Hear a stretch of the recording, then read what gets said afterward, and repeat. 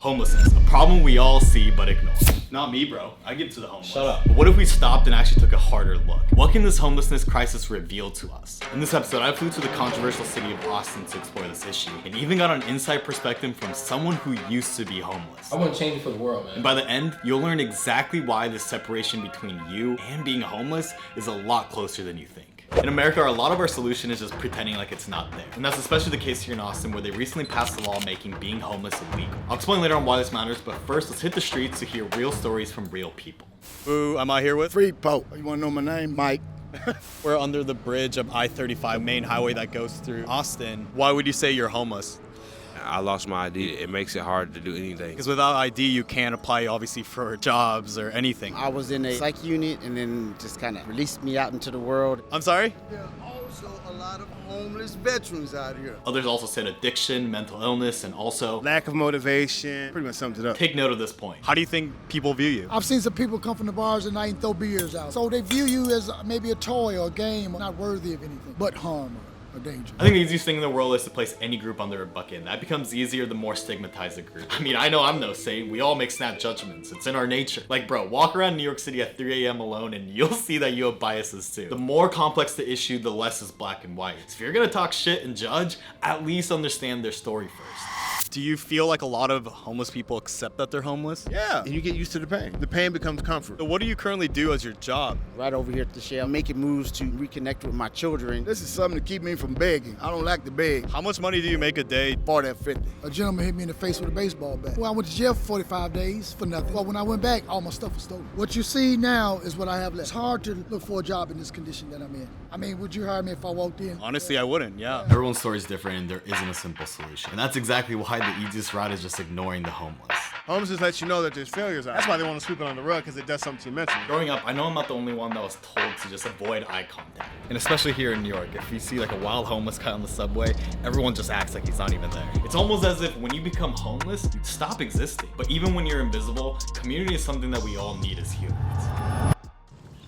A lot of homelessness could just be hidden in plain sight. To the right here is like a park, kids, families, and literally back here, hidden by these bushes, are straight up huge homeless encampments. And so I decided to go inside the encampment and ask them what their solution is to the invisibility problem. I think this is it. This is a part of Austin most people will never see. Yeah. Where are we right now? We're at Ground Zero. This place here is a last resort. Can you kind of break down how a homeless encampment like this kind of works and operates? We left the other side alone because it's part of the park. As long as they can't see us, I guess we're okay. I would like to make this one of the establishments for the homeless here. How do you make money every day to survive here? A lot of bargaining around here, where we do crafts, necklaces, we haul trash. You're not gonna spit on me, are you?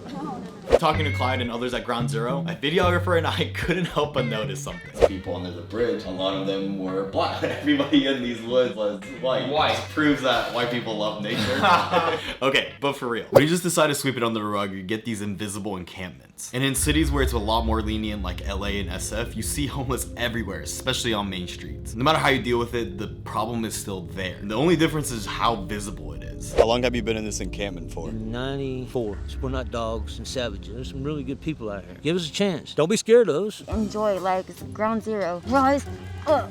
Thank you so much. I wonder what they're doing to get out of that situation. Although these types of communities may be important, these types of environments can continue to perpetuate a cycle and enable behaviors that cause them to be homeless in the first place. The fact is, these types of encampments won't last for long. Austin recently passed Prop B, where it's now a criminal offense to camp in public areas and do homeless things like panhandle. I think it's retarded and it's stupid. Where else is the person gonna go? Creating other problems. I can understand, they don't want people sleeping on the sidewalks. It's just more people seeing bad side of homeless rather than people that are actually trying to get out of the situation. Yo, doesn't this look exactly like Hannibal Buress? It's hard to find that balance. The homeless need to camp if there's no shelters available, but cities also need to make sure that it's not encouraging a lifestyle. So then what is the right solution to this homelessness crisis? Look, I'm not the best person to answer that, but who better to ask than an ex-homeless, now entrepreneur, and a straight up savage. My name is John Siegler, building a computer vision company. You actually used to be homeless. I had a day job, but things happened with the family, and I just had my car and I had a gym membership. So how was John able to get out of being homeless? I had a goal while I was homeless. I was starting a business while living out of my car. So I think that changes the dynamic. A lot of homeless people, if you talk to them, what's your goal? I promise you they won't have one. Remember earlier when I noted lack of motivation as a big cause? This crisis of purpose doesn't just affect homeless people. There are people in the middle class and even the upper class just accept their circumstances and don't do a lot to reach higher. Because although that safety net is comforting, it can also make you complacent. Working a corporate job, I see it all the time. In exchange for your time, which you could be spending on your purpose, you receive stability and just enough comfort to keep coming back so you can work on someone else's. Because if there's even a tiny whisper inside of you that thinks that they could be doing more, then you're settling. I mean, it's the best thing that ever happened to me, because when you're homeless, you're very focused on what has to get done. If you gotta eat, you're gonna spend the next hour, 2 hours trying to eat something. Some guys are alcoholics. They're gonna spend time trying to get that alcohol. For some, money, power, connections will always serve as that safety, but for John, he had no choice but to make it work. People may look at a homeless person, look down on them, but that could be you, man. Maybe you're making $100K a year and all of a sudden you get fired, there's no saving, and you have no family, what do you do? All right, so you may be thinking, I'd be happy to give to people who are actively trying to get out, but why the hell would I give money to someone who I know is just gonna use it to get high as shit? Worst thing you could do is say, oh, this guy spent it on alcohol. Maybe he's going through something mentally. Alcohol is the only way he'll get out of it. I'm not saying that's productive thing, but at least I gave to the guy, he needed it. It's not your job to tell him what he could spend it on. So someone who used to be homeless, what does John think about laws like Prop B? I think it's too much bias. You're gonna make a law, go through it first. How about you go sleep on the ground first, see how it is, and then ask them how they got in that position, and then see if it makes sense to write this law. Put yourself in the circumstances that some of these people grew up in. Would you have done any better? It's easy to judge another group off of a small piece of the puzzle, but we're more common than not, and there's definitely a common crisis of purpose.